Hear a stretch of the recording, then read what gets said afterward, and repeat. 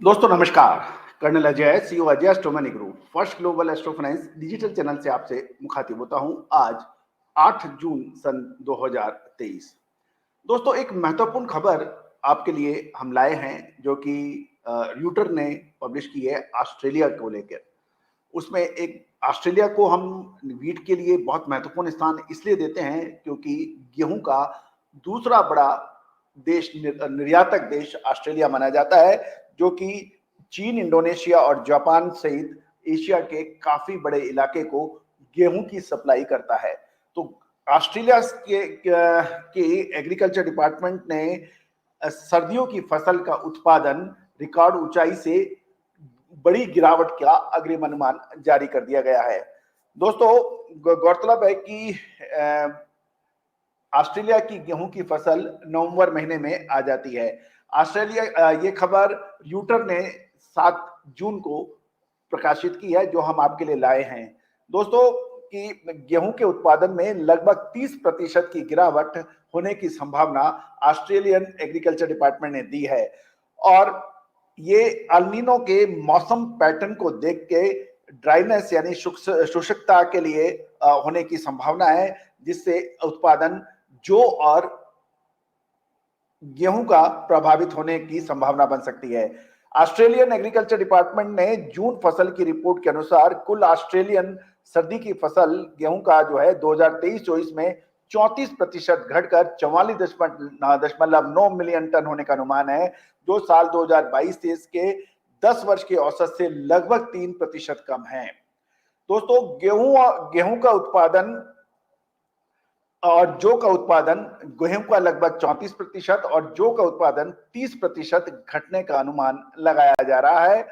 और ये एक महत्वपूर्ण इसलिए भी हो जाएगा क्योंकि अक्टूबर नवंबर के अंदर देश के अंदर गेहूं के ऊपर एक बड़ी प्रश्न चिन्ह लग रहा है कि गेहूं के भाव क्या होंगे, क्योंकि भारत में गेहूं के भाव एमएसपी से काफी ऊपर चल रहे हैं, लगभग 250 से 300 रुपए प्रति क्विंटल, और दक्षिण भारत में और भी महंगे हैं। और इधर सरकार हर संभव प्रयास कर रही है कि गेहूं की खरीदी की जाए, लेकिन पंजाब, हरियाणा और मध्य प्रदेश के अलावा देश के बाकी हिस्सों में गेहूं की खरीदारी बहुत कम चल रही है और सरकार अपने लक्ष्य से काफी पिछड़ रही है।